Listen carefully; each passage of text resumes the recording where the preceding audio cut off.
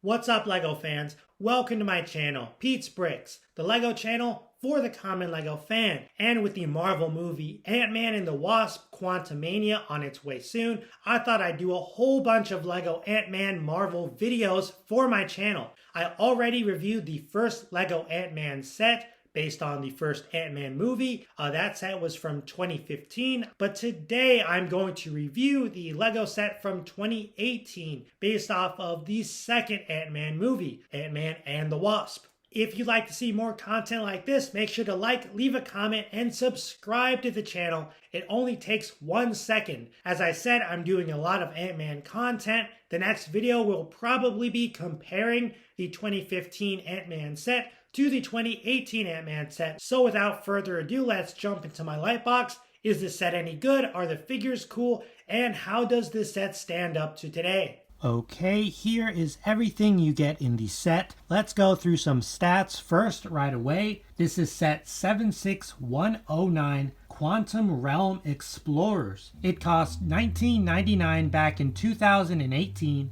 and it came with a total of 200 pieces. You get a total of 3 minifigures. You get Ant-Man, you get the Wasp, and you get Ghost, who is the villain of the movie. In this set, you don't get any side builds. You only get this quantum vehicle thing, which I think is pretty cool. First, let's take a quick look at the vehicle. Then we'll jump into a close look at each minifigure. So right here is the vehicle, and a long time ago, well, I guess in 2018 when this came out, I remember watching a review of this set by Jang Bricks, and I remember he mentioned that he thought that this Lego model really looked like an actual model, like a model made out of plastic and molded parts, mainly because of the details, and I have to agree with him. The amount of detail on this entire quantum vehicle thing is pretty superb. First of all, I really like the techniques used to create this large round bubble dome.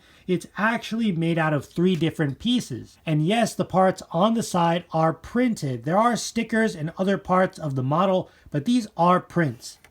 So you just open it like this. Both of the sides open like that. And then this here is a half bubble kind of dome piece.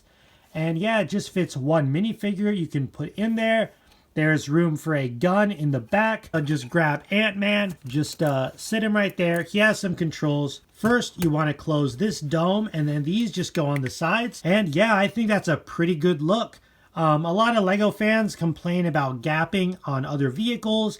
I know I just got the Avatar 2 set, the Mako submarine, where the sides of the cockpit are pretty much completely exposed. However, I think that this is great, right? It really shows what LEGO can do. The bottom is built up. You have full coverage, so I think that's really cool. In the front right here, you have 2 posable arms for exploring, picking up different things. You can put them, parallel to each other, make them the same. I kind of like it like this, where it adds a little variety by making it a little asymmetrical in there. I think this set makes excellent use of the roller skate piece. You can see there are some here in this shiny silver, and there are also some on the top in gold. You really wouldn't know this is a roller skate, probably, if I didn't tell you. It's just a very nice, versatile piece that LEGO uses all the time in all sorts of different sets. It really just adds some extra detail to any model. Around back, to create the engines, we have the barrel pieces in gray, which I think are appropriate.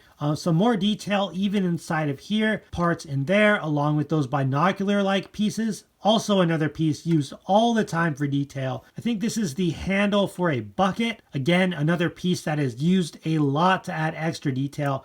You have some stickers here.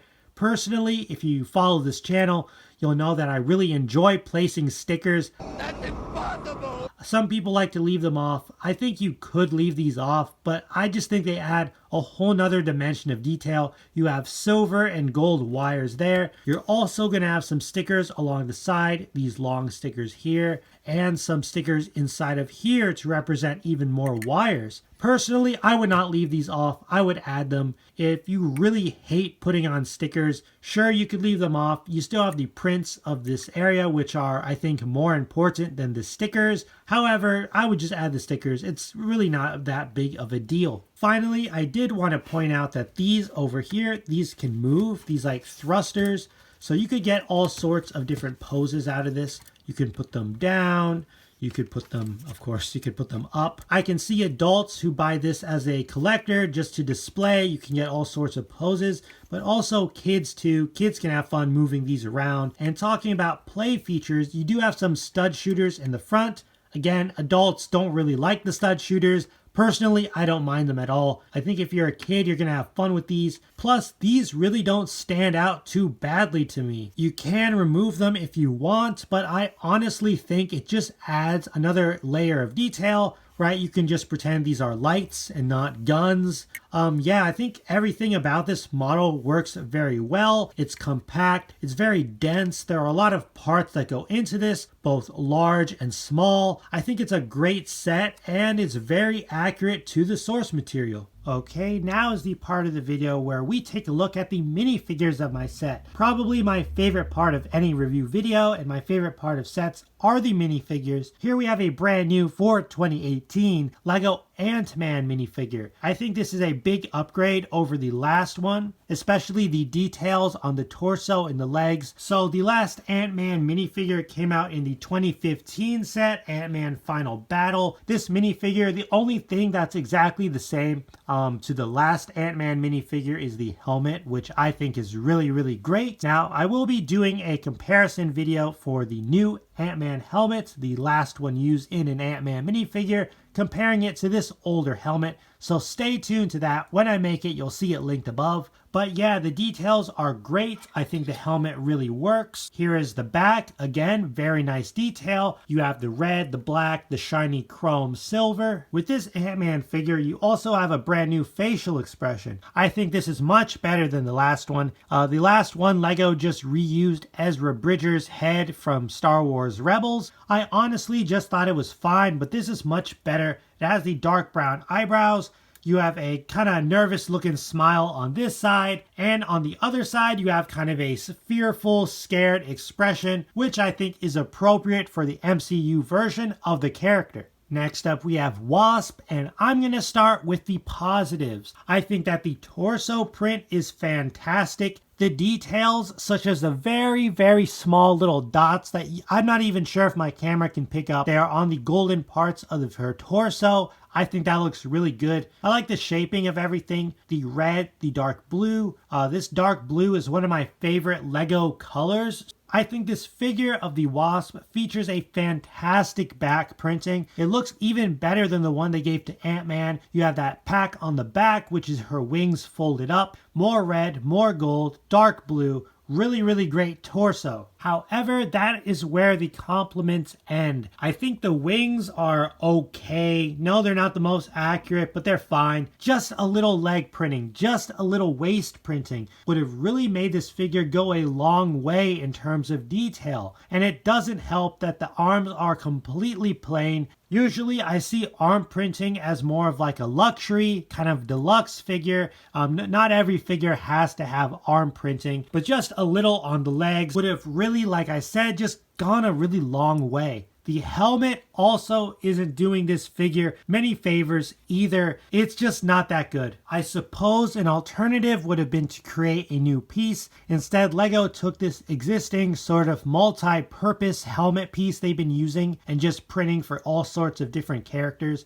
and just gave it a new print. The print itself is a fine quality. I think it's just the way that the helmet is. It's very flat, right? Like this mouth part on the mouth area is supposed to stick out, but just due to the nature of this piece, it's going to be flat. It's not going to have any dimension. It's not going to have any 3D effect like it should have. The back is fine. The shaping is just really inaccurate. Comparing this to the Ant-Man helmet, the helmets are supposed to be similar, and these, they really are just completely different. I actually would have preferred if the new Wasp helmet was just the Ant-Man helmet recolored.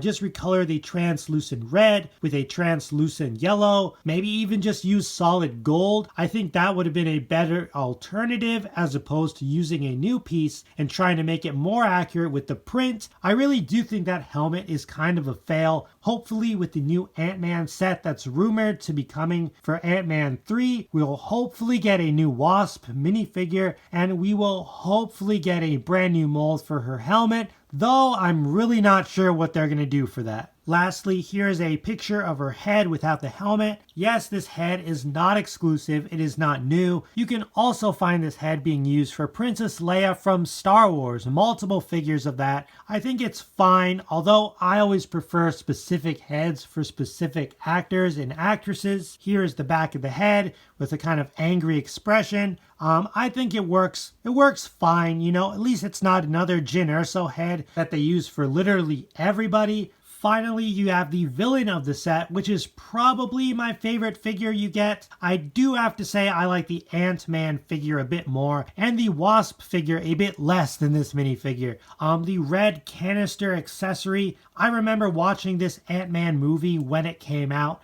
I could not tell you what this red canister is. I believe it had something to do with her powers. She has the ability to phase through things. I guess that's why she's called Ghost. And I think the story was that eventually she wouldn't be able to come back to the physical realm. She would just be, well, a ghost. And there was something to do with the quantum realm and the energies and the red thing. I have no idea. But yeah, it's a fine accessory. The little part on the top has a nice chrome print, which I think is cool, I guess. She does come with some power blasts. You get another one of these translucent blue blasts. I don't remember her shooting things out of her hands. Maybe she did. It's a fine inclusion. If you don't like it, you could always just leave it off, which is what I do. So let's take off the accessories and get a better look at the torso. So right there, I think she has a fantastic torso. Just look at the little details within these two gray sections on each side of the chest. The blue highlights, it all just really works. But again, no leg printing, no waist printing. This figure needs just a little bit more. I think it's not as noticeable as the Wasp minifigure. Wasp definitely needs the leg printing. Ghost, I think Ghost is fine without it, but I really would have liked some more leg printing just because it would make the figure feel just a little more complete. Removing her hood, we get a better look at the face. I think that is a great face print. It's pretty creepy. It's her helmet with those red eyes. Very cool, very striking. I also really like the alternate face. I like how the head is like in that kind of balaclava with the gray. The skin tone is accurate to the movie. I like the face. The back printing is great. As on the front, you can see more of that small pattern. It's a little reflective with the blue. My only criticism is the large gray line you can very faintly see across your forehead. I'm not sure if that's just like a production error, if my minifigure is the only one with this problem. Do all minifigures of Ghost have that? I'm not really sure. Let me know in the comments if you have this figure. Does your minifigure of Ghost have that line on the forehead?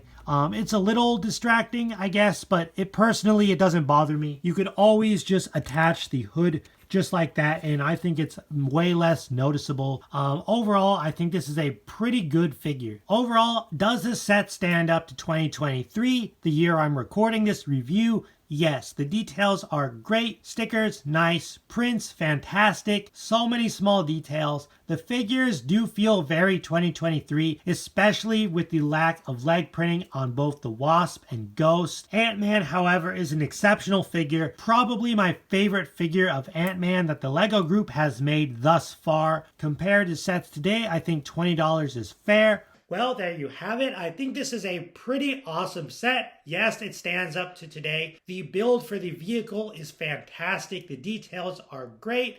Some nice printed dishes on there give it extra detail. The figure selection is pretty good. Though the figure of Wasp is kind of lacking, I would have liked a better helmet and some leg printing. Same goes for Ghost. Her figure's pretty spot on, the head print, the torso print, but it's just really missing that leg printing that I really wanted. The next video I'll make will be comparing this 2018 Ant-Man set to the 2015 Ant-Man set. So definitely check it out at the link above when I make the video and post the link. So definitely check that out if you'd like. Make sure to subscribe if you'd like to see more content like this. Have a good day. Keep building. God bless. And I will see you guys in the next LEGO video on my channel, Pete's Bricks.